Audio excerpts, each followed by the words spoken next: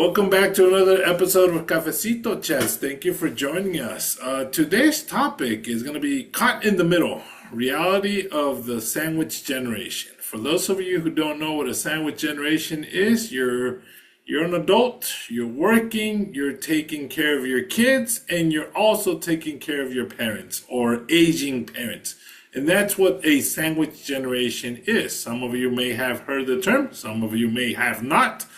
But that's what we're here for, to talk and to share some insights and perspectives, right? Part of that is to talk about balancing two worlds of finances, as well, your career versus your healthcare individual taking care of your parents. On top of it, you're also a parent yourself or parents and taking care of your own kids. So that's managing and balancing the two different worlds. Emotional and financial weight. Emotionally, when your parents or your family members are sick, it takes a toll on you, right? And also financially, it could be a burden to some extent. You're trying to figure out how to cope with it, how to navigate the financial cost of some of the medication, hospitals, and or surgeries or whatever it needs to take place at that point. Career burnout and also boundaries. When you're working, how do you navigate being this healthcare taker for your parents, but also perform well in your career?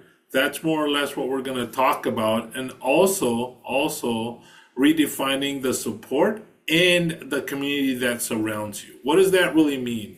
There's support systems outside within the community at large, but then there's also community support with family members, friends, maybe within your job you ask for support or leave of absence or additional PTO or financial support to some extent, or you get additional support from your manager. So that's more or less what we're talking about. So sandwich generation. Let me see if you have thought about this. Lourdes, I know your mom is still healthy, but at the same time, time goes by and people start aging. Have you thought about this situation, Lourdes? Yes, we've thought about it because my parents are going through it right now with the sandwich generation of not taking care of us, but having kids, and also my grandmother in Mexico who needs like in-home kind of care aid at this point. So we have to hire somebody to be with her 24/7 in Mexico. So because of that, we've had like discussions about it.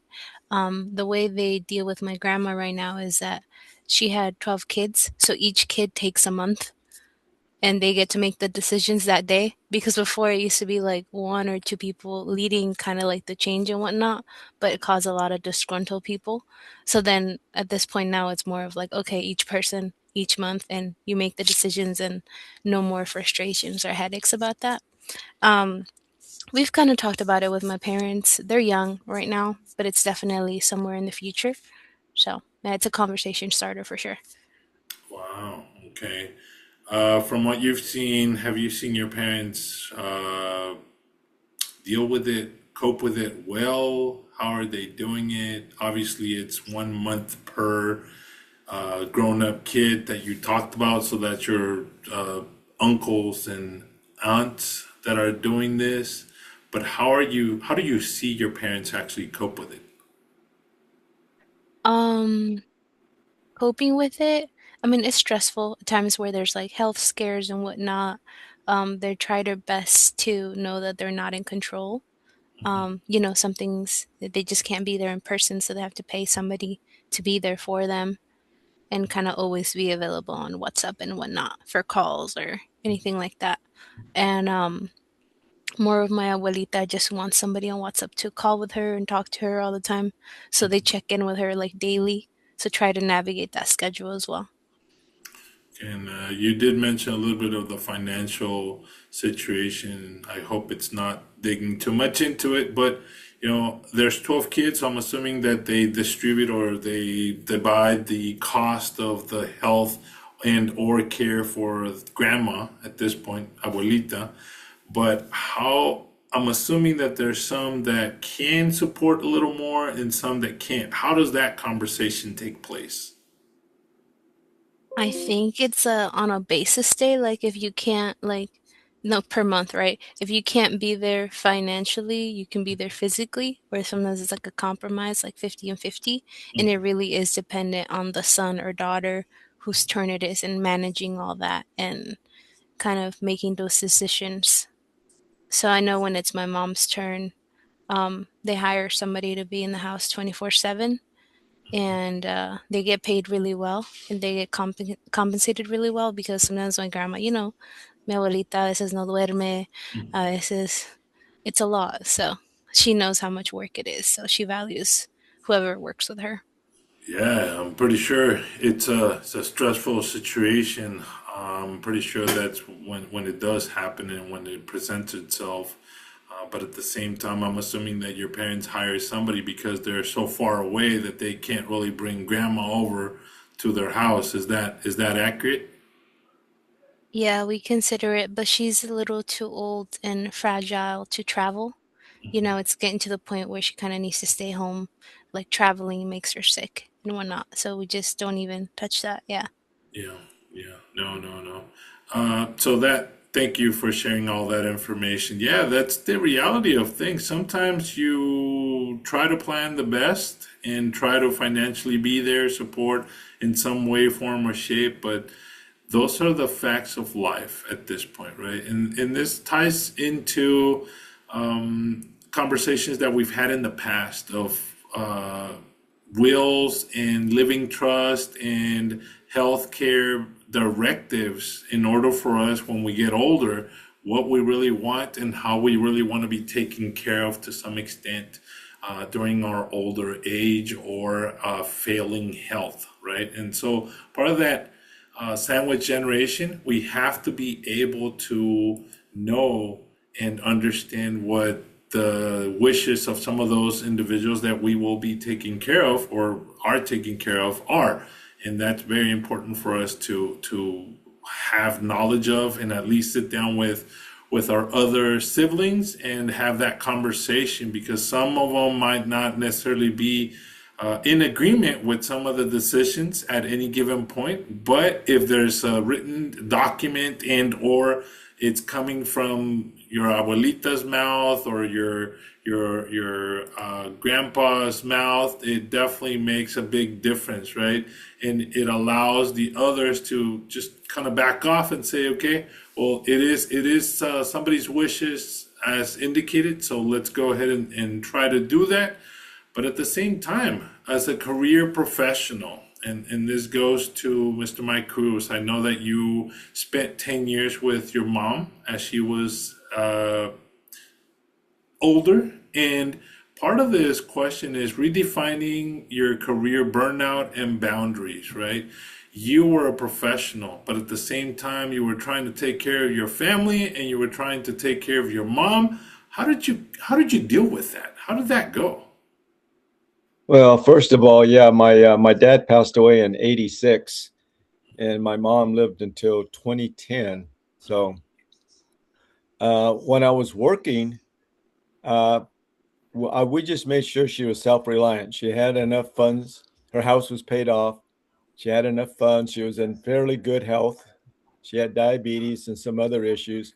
So during my working time between '86 and 2001, we did a lot of doctor visits. So you had to be available for helping her go to the doctor. And my wife also helped out. And we had a large family in San Diego. So she had a large support system at that time.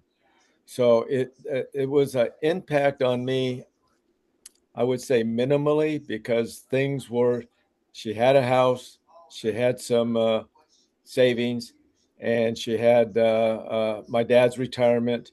She had Social Security, so she was financially adequate. Let's put it that way. So the impact on me was minimal, but I knew I had to take care of her. So I watched over her, and we planned a lot of trips together while she was healthy.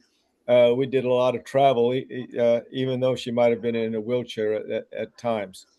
Now, after I retired in '01, that became the downward trend at the end of her life. She passed in 2010. So at 80, 80s, late 80s, and whatever, that became more stressful. So when I retired, my mind was made up to help her with her living as long as she could.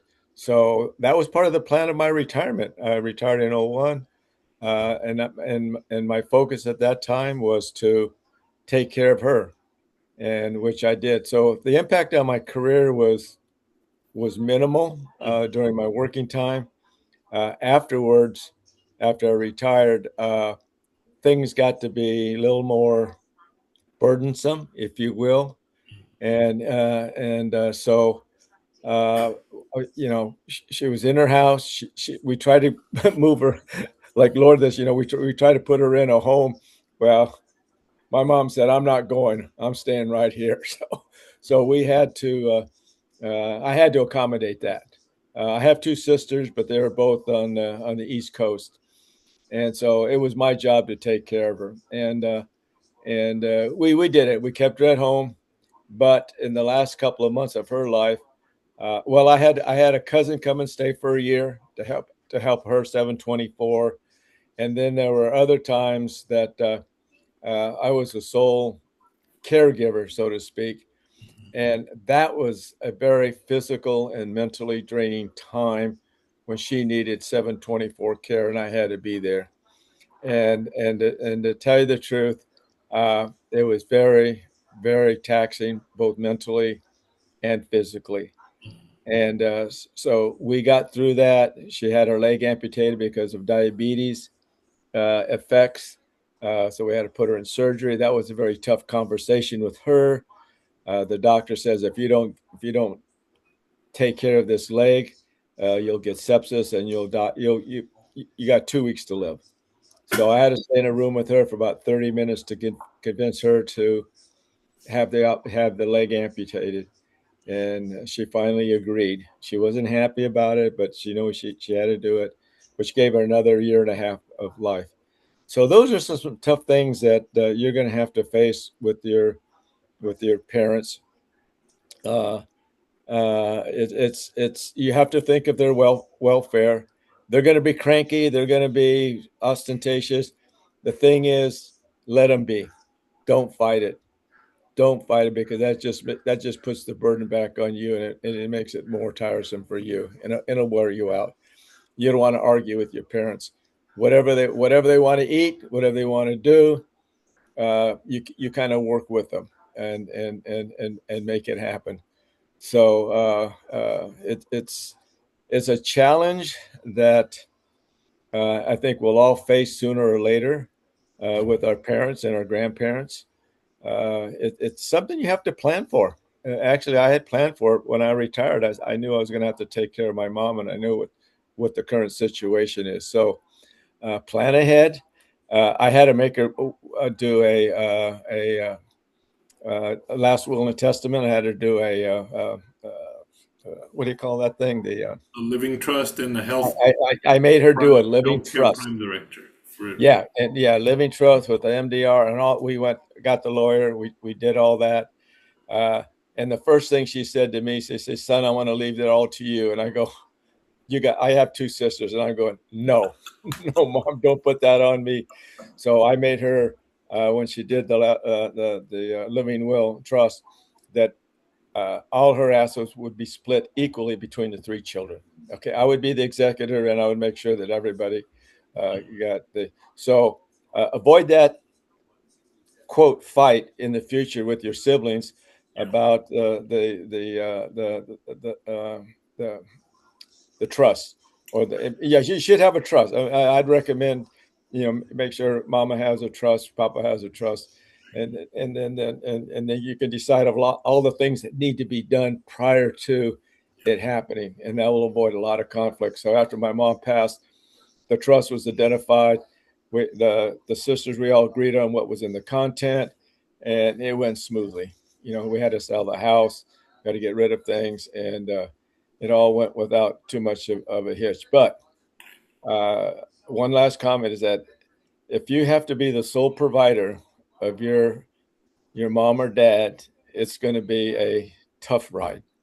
I won't put any sugar coating on it. It's going to be mentally and physically demanding, and you have to prepare yourself for that. And don't let it make you sick, because it can. Yeah. It can, and it will. If you're the sole provider, you'll appreciate the people that do take care of the elderly much more, like I do, because it's a lot of work when you have to change your parents' diapers. You know, that's going to be tough, and we couldn't afford the 2,000 plus dollars a day. I mean, $200+ a day at that time for 24-hour care. We did it on short-term basis so I could get away for a while and have a short vacation. But there will be an expense. That's the other thing of it. If you have to put somebody in a care center, and I've had friends recently go in the care center, you're talking $7,000 to $8,000 a month. And that's I believe that's for I would like to 24/7 mention care, it's right? more like 8 to 10 a month, because that's what I'm spending today, Yeah, yeah, it's going to and be, we have to do it and because it was yeah, memory care. yeah, and then so you have to look at your parents' assets, and how far is that going to take you? And after their assets are gone, you may have to dig into your own. So Yep. plan ahead as much as you can.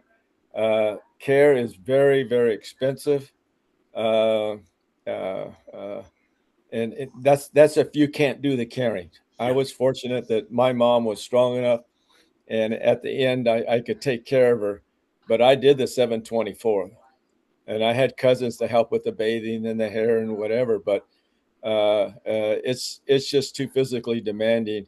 If you're working and you had to do it, I don't know how I could do it. I was retired, so I had the time, and I could stay with my wife our house was 15 minutes away, so I could stay with her 7/24, which she wanted. What she wanted. She didn't want anybody else. She said, no. Okay. So I got tapped to take care of her, and it was tough going. And if I had to put her in a home, she didn't want to go there. She would have fought it. She would have been very unhappy, and it would have cost us thousands of dollars per month for an unhappy person. So um, you got to have a plan B. If you can't put her in he or she in a care center, then you're going to have to provide some other alternative, and it might be you, and it will be tough. So as a working person, to take care of somebody that needs a lot of help, I can't imagine. I can't imagine. And I had a lady It's work for me in the terrible. lab that was It's taking care of awful. her mom. But yeah, she changed her working hours and to accommodate taking care of her mom. And somebody was there in the day, and then she would be there in the afternoon. So yeah, there's things that you're gonna have to change in your lifestyle to make it happen.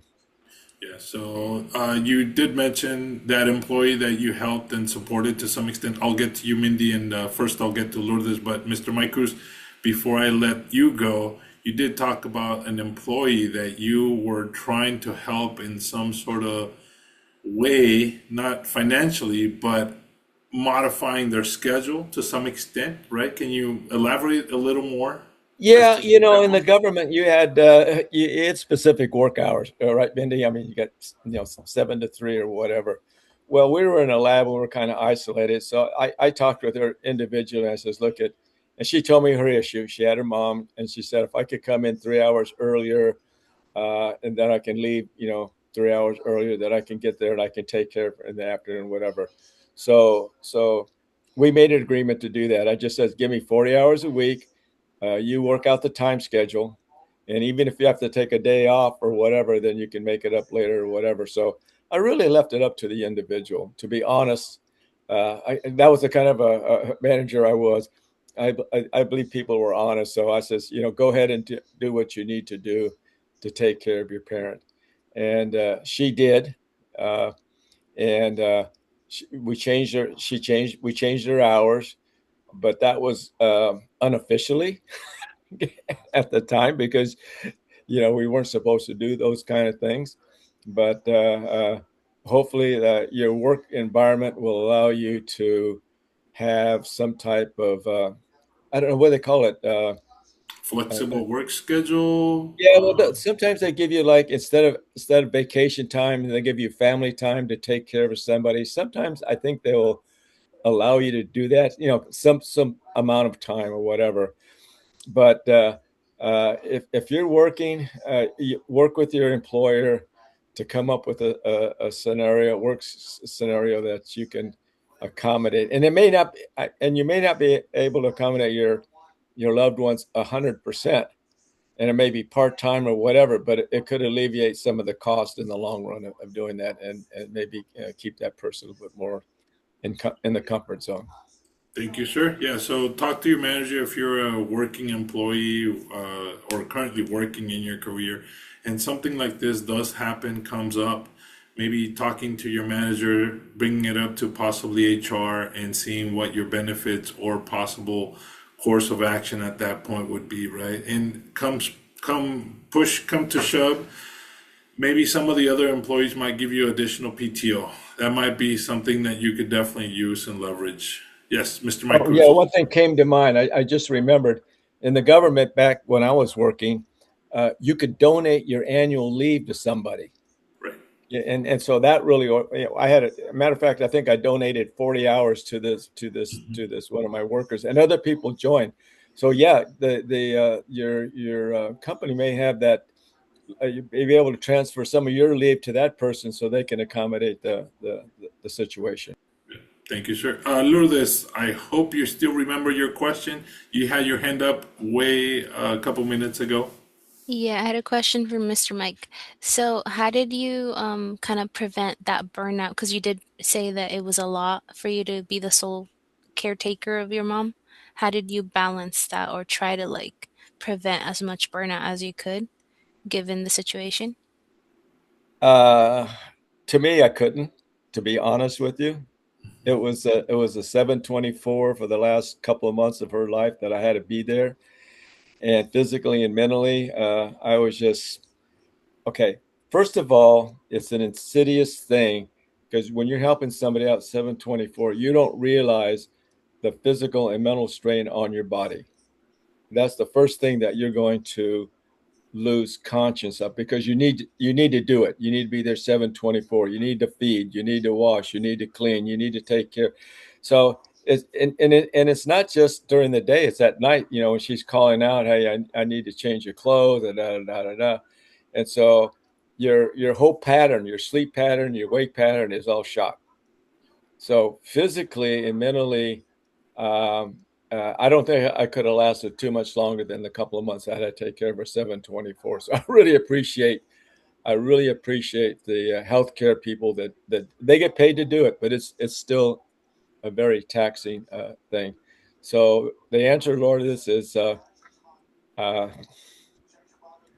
if you're under a 724 care, if you can find some way to alleviate that stress by walking, jogging, or whatever, and you have time to do it. The problem was I couldn't leave my mom, so I couldn't. I love riding my bike for stress relief. There's no way I could do those things that would relieve the stress. So maybe music, if you can, plug in music to relax you. But uh, uh, to be honest with you, if it's 724 care and you're the sole caretaker, there is no relief. To be honest with you, there is no relief unless you can get some family member or a friend to come or somebody to help out for a couple of days or whatever. That will help out, but the responsibility doesn't go away. It's always there. Even though I took a week off in those last couple of months to take a vacation, it wasn't a vacation. So uh, to answer your question, I don't. If it's partial, I think you can do it. Uh, but if it's 724 and you're the sole caretaker, and your parents want you there, and you don't have any alternative, that's probably the worst case scenario. But I'm sure you can modify that in some way with help from family and friends and whatever. My two sisters were away; they couldn't do it, and I did have extended family members come and help her during that time. But the issue is, if you're 724 sole caretaker, your responsibility doesn't end during that time. So it's really, really tough. Thank you, sir. Appreciate that. Mindy, over to you. You did mention that it's really difficult to take care of somebody 24/7. We're talking about the sandwich generation. Can you go ahead and share your experience about being part of that sandwich generation, Mindy? Yep, I got a 12-year-old, a soon-to-be 8-year-old, and a mother-in-law with Alzheimer's, and my dad who lives on my property. Yep. Like my dad, we planned ahead. We were very proactive in getting this put together. My mother-in-law was very much in denial about her diagnosis. And it came to the point, like Mike said, like in an ideal world, she would have had choice. We gave her choices about 2 years ago of like, we build an addition to our home and be able to have her be able to stay there, be with us. But she was very adamant about staying in her home. And so we let that occur. The downside of letting that occur is with a disease like Alzheimer's, it physically became unsafe for her to stay at home. And she was 2.5, 3 hours away from anyone else.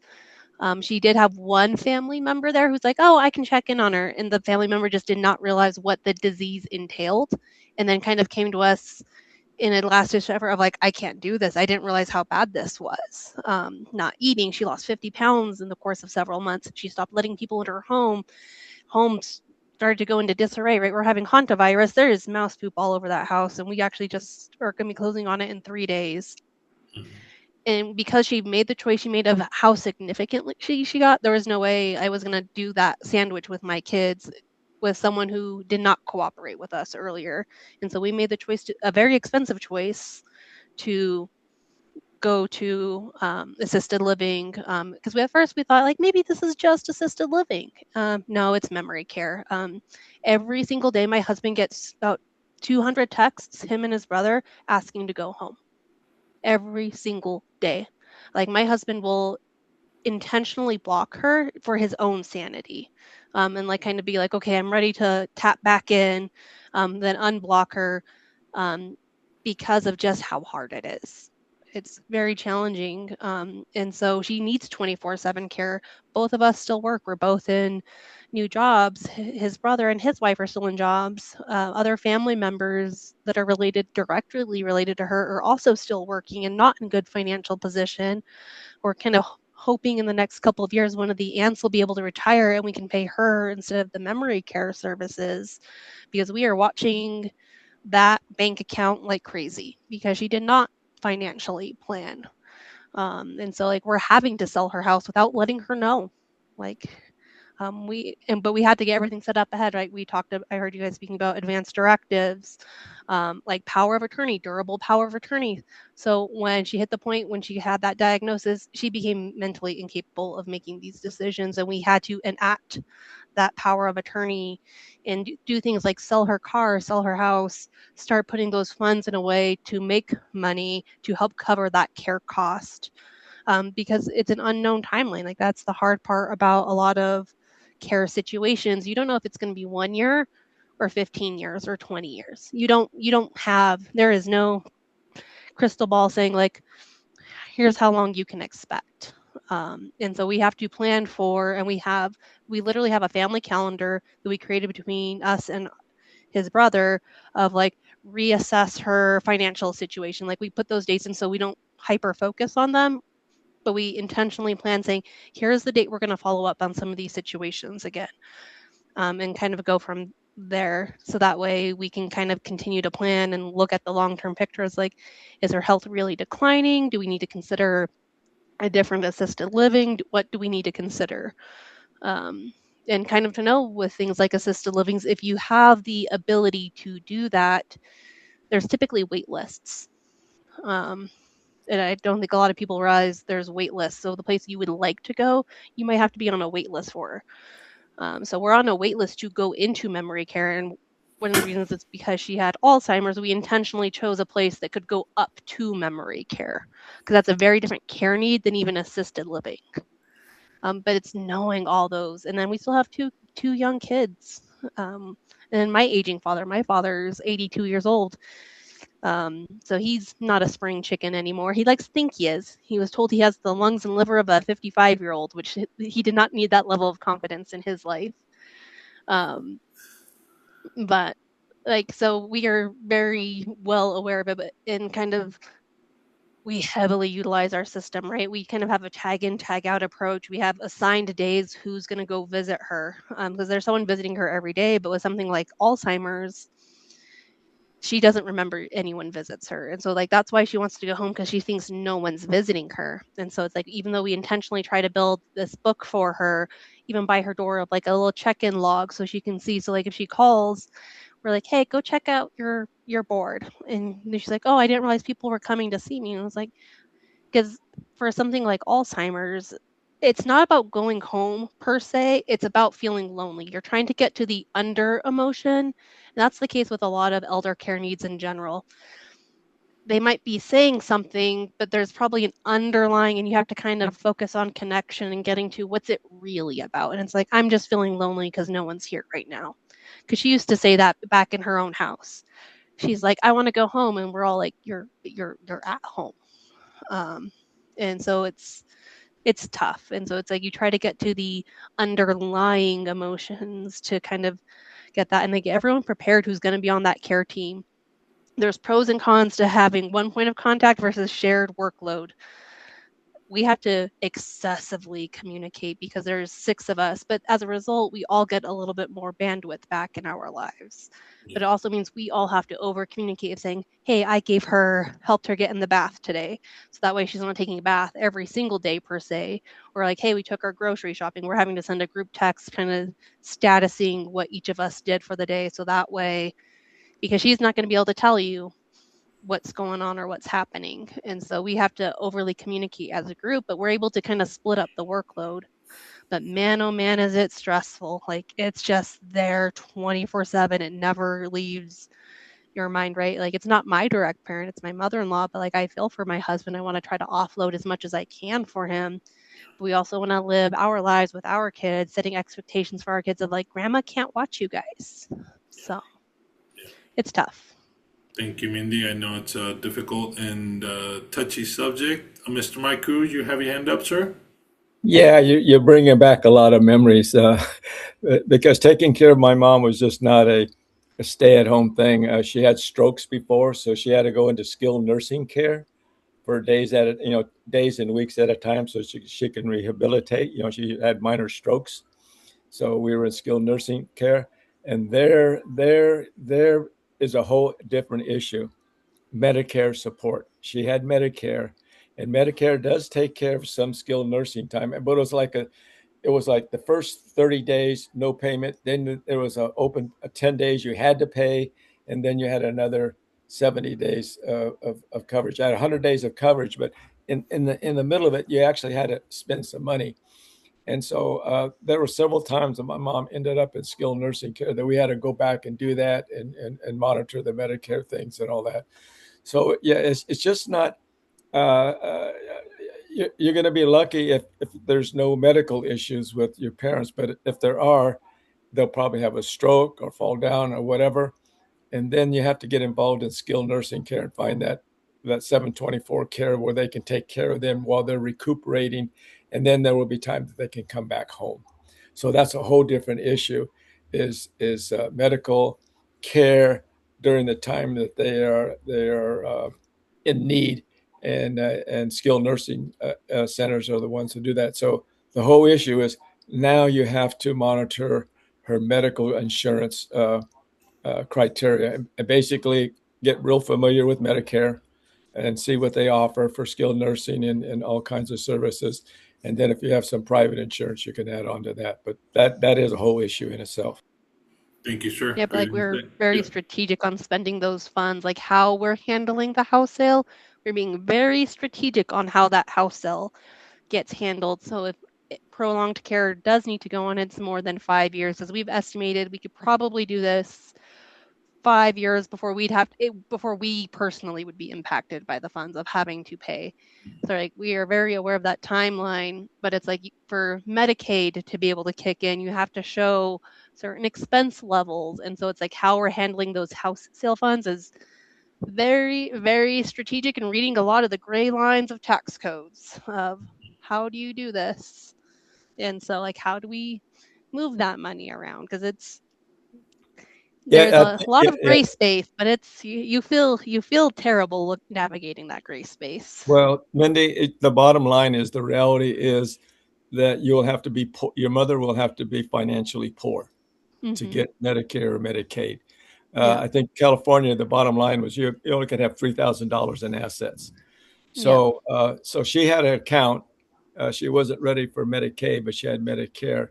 But in the long run, when you run out of funds and she runs out of funds, then that will be a different state of affairs for the for her medical assistant. So you might want to investigate that in the long run. Yeah, that's what we're trying to see, how to set up that funding from that house sale in a way that makes sense. Because it's like, do we deplete faster intentionally? Like you start having those conversations, like what makes more sense long term? Yeah. Thank you, Mindy. Great insight. I think for the younger individuals, not to scare all of you, but this is the reality of how sometimes life goes, right? You're a professional right now. A lot of you are still pursuing college and thinking about in a year or 2 years, I'm going to graduate.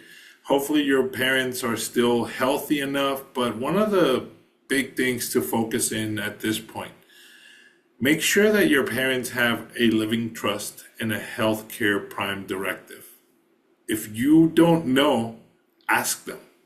Make sure that you do your due diligence in preparing yourself a whole lot of headaches in the future. As you heard, Mindy, her mother-in-law was able to go ahead and give them a power of attorney, and she probably had a living trust, or she has a living trust, or she allows somebody or designates somebody as the person that can execute her wills if she comes incapacitated, right?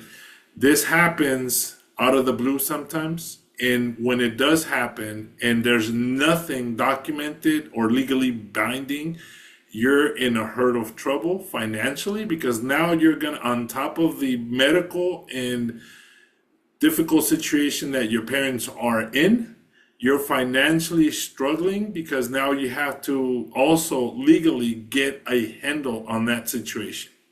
So make sure that you speak to your parents right now. They're healthy, they're well in their capacities to make a decision.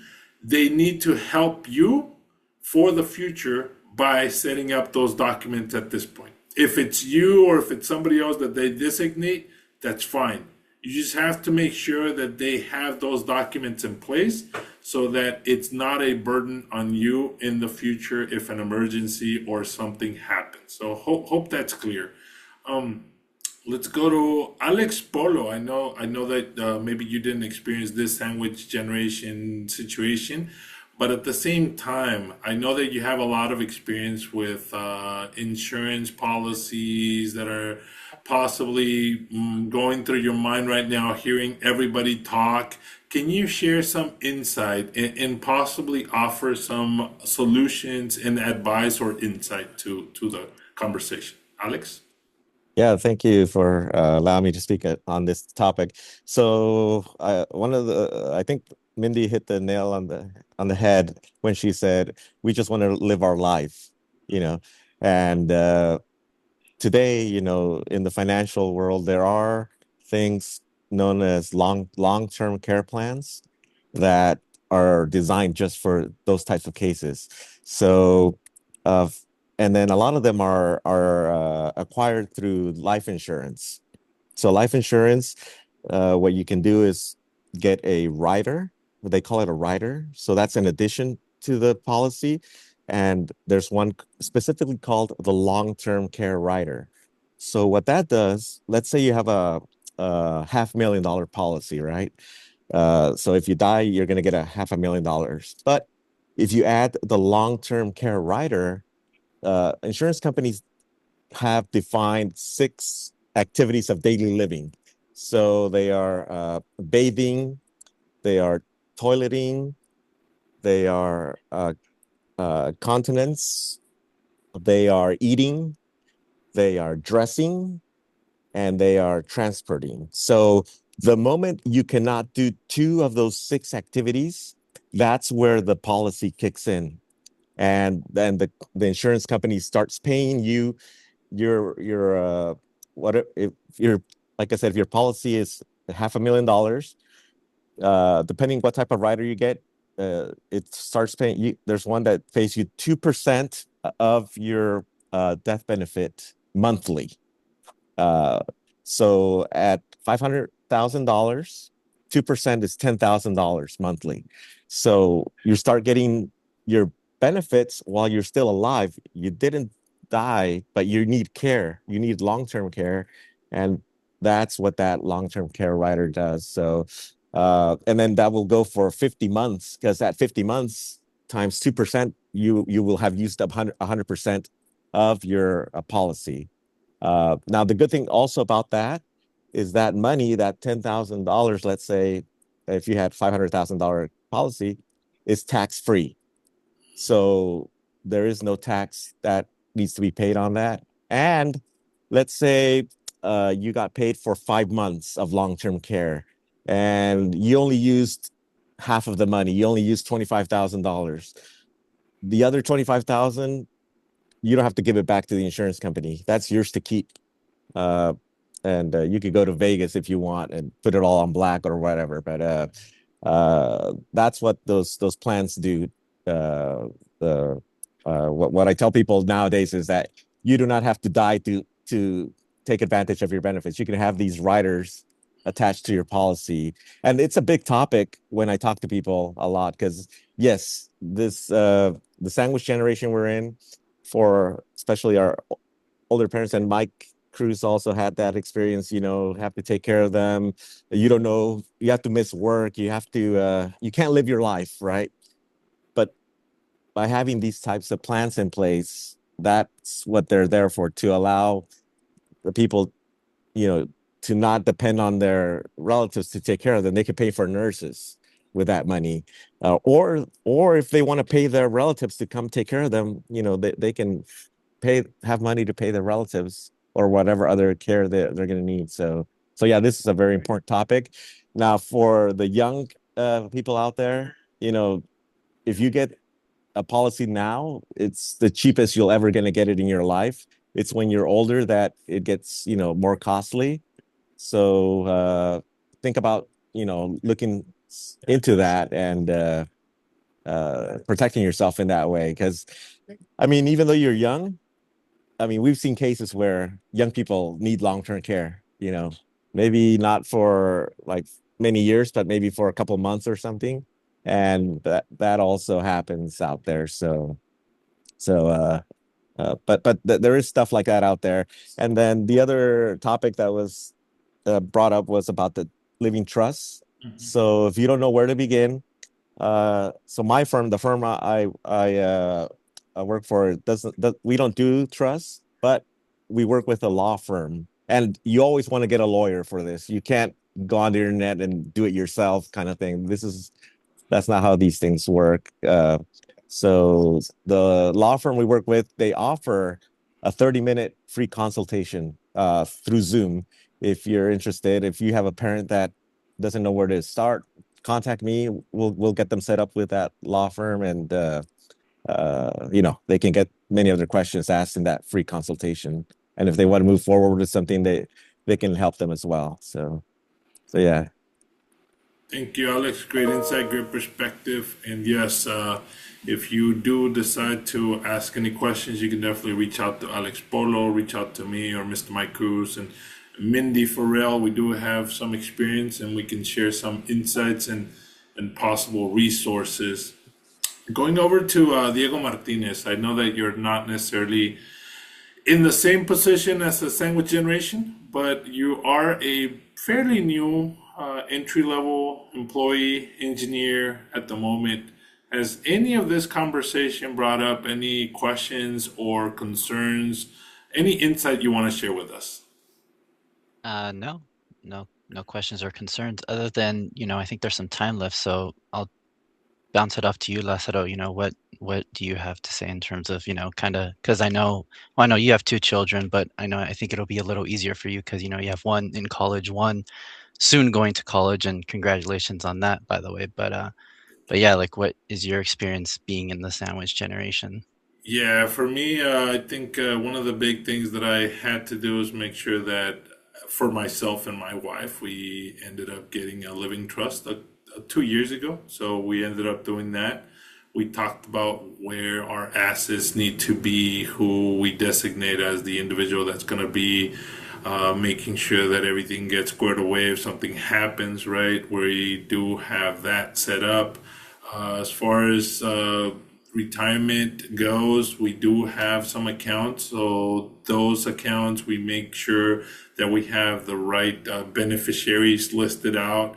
We're also looking at going back to Mindy Farrell's point. Sometimes, you think about, getting old is too far away for me, but at the same time, you still got to think about going to those assisted living places or just retirement homes, if you want to call them that, right? And there's a wait list for those. And if you want to start looking in low key, visiting them with your parents, that's more or less what I've been doing with my mom, kind of walking through the campus and getting situated and saying, hey, what do you like about this place? It's more like a walk in the park type of situation, and then setting up like an official tour and looking at what the wait list requirements are. Some of them you do have to put some money down. There's like a $2,000 to $3,000 money down payment to be placed on a wait list.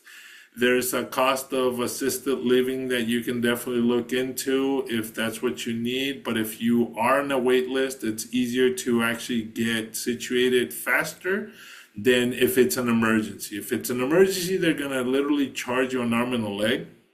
So make sure that you start planning. It's all about planning and coming up with the situation. The other thing that we ended up doing is also for my wife and I, we started looking at cemetery plots, right? And burial packages and whatnot. I know it's a sensitive topic for a lot of people, but if you start looking into some of those packages, they give you 10% discount and they allow you to make monthly payments versus if something out of the blue happens, you need that right away. They'll charge you a hefty price, and it's not like you can go ahead and do a down payment and then pay it off later.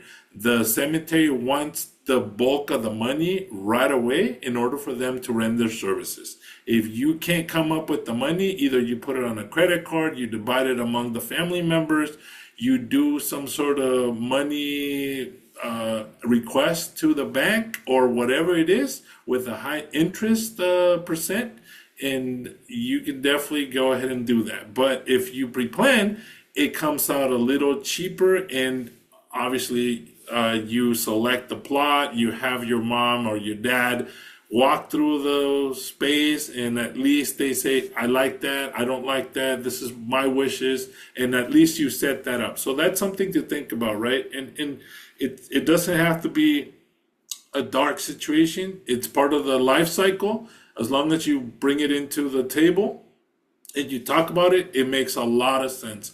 As far as Alzheimer's, we can't control that. It's something that a lot of people go through, and nowadays we're seeing it a lot, and Mindy's bringing it to light. And that's something that I haven't really thought about, and at least in my family, I haven't really seen a lot of Alzheimer's, but it doesn't mean that it can't happen.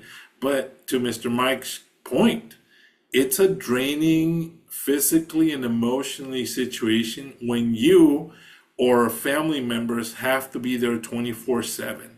And it's more draining when you're still a fully employed individual and you're trying to take care of your family along with taking care of your kids.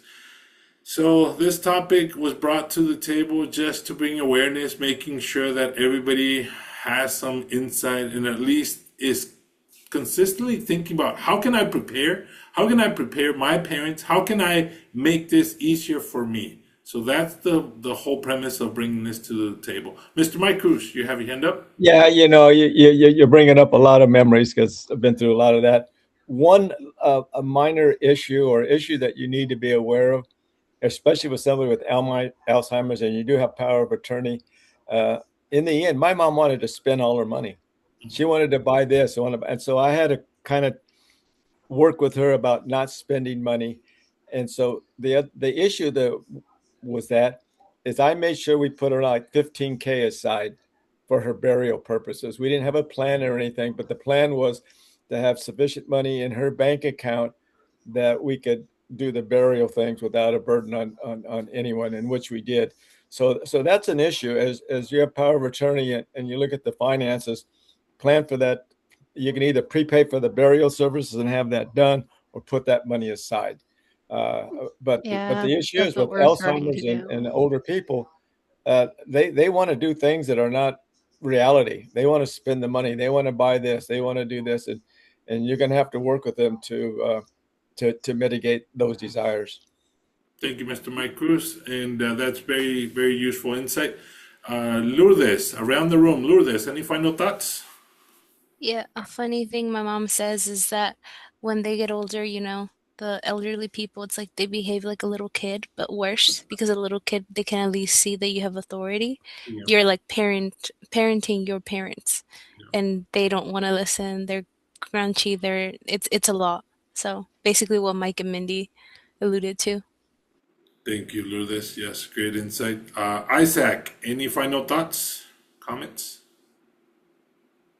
Isai, I'm sorry, Isai. Not much. I mean, it was really interesting. It was something I never really thought about. So it was like really eye-opening hearing about you guys' stories and like it kind of gives me an idea on like what to plan in the future now with my parents. Thank you, Isai. Great insight. Nathan, any final thoughts? Hey, none for me. I think it was great hearing everybody's experiences. I think it's just such a general topic, but everybody has their own background story. And I mean, thanks to everyone for sharing like a little personal insight. Even though we don't have the same experience, it's nice to learn from each other's. Thank you, Nathan. Great insight. Eric, any final thoughts? No final thoughts. Just want to say thank you to everyone who shared their insight. I know like this is a pretty tough topic to talk about sometimes. Like Mike was saying, it brought back a lot of memories for him. So, yeah, just thank you for giving your insight and you know, like myself, my parents are they're still about 15, 20 years. So, I mean, you would hope that they would be in that situation. It still does bring it up uh, on my mind of maybe my brother and I should start thinking about it, right? So thank you. Yeah, thank you, Eric. Diego, any final thoughts? Thank you to everyone for being open, for sharing your stories, and yeah, you've given me a lot to think about for the future. Thank you. Yeah, thank you. Mindy, any final thoughts? I think that's something that Lourdes brought up there at the end about kind of your parenting your parent, something that my husband had to learn during this process, because his mom doesn't see him as an authority figure, but she's willing to listen to me. And so it's like, utilize your resources. You don't know what's going to work if it's your spouse or someone else that they're able to listen to. We brought in her bishop to kind of help break the news that she was going to be moving to assisted living. Don't be afraid to utilize those other authoritative resources to help support you. And it's not that they don't want to listen to you. It's a hard relationship dynamic. So don't be afraid to utilize other resources like doctors, people within their church, whatever that might be for that person. Don't be afraid to utilize other resources to help convey what you need to convey to them. Yeah, that's great. And that's part of the community that you build and the resources, leveraging some of those, not your resources, but the resources that they had or the community that they had in place, and that allows them to hear from their own community perspective to be able to listen a little better and make sense of what's going on at that point, right? Mr. Mike Cruz, any final thoughts? Yeah, again, you bring up little tidbits of memory here. One thing when I had to live in her house for a while. Don't move things around. Don't move her chair. Don't move her utensils. She has everything set up, and she knows what she needed to do, even though she was in a wheelchair. Everything had to be the way she wanted it. So you need to respect that, and don't go in and start changing things to the way you like it. And what she eats, you're going to have to help prepare the foods that she eats and she's comfortable with. And if you have to do the shopping, you have to shop like she shops. So those are the little things that will mitigate conflict. And so basically, I guess the bottom line is that you live her life or his life. Yeah. Thank you, sir. You can't change. You have to do as much as possible to be in their shoes, and that will mitigate a lot of discussion. My mom and I didn't have a lot of arguments. We might have had some discussion on when I picked up a spoon and moved it. You don't do that, and so you need to realize that that they're children again, and they want things the way they want it, and don't change things. Let it be. Let it be. Thank you, sir. And with that, this was a hard topic to cover, obviously, but at the same time, it's for awareness. I think a lot of us have a lot to think about, and at least if you have questions on how to begin or what to do, you can definitely contact me, Alex Polo, Mike Cruz, Mindy, Farrell. We will sit down with you, listen to you, and hear you out and give you our perspective and our options on how to go about starting some of the preparations, right? It's a difficult conversation more when you actually have to sit down with your parents and begin talking about a living trust. That's the first step to actually set everything in the Health Prime Directive is part of that living trust and state planning effort. And if you really want to go further down the line, you can definitely talk to Alex Polo and get insurance and get those riders if you need them. But I hope that this brought awareness to you and to the situation. Thank you so much for joining us. We'll see you next week. Hasta luego. Bye-bye.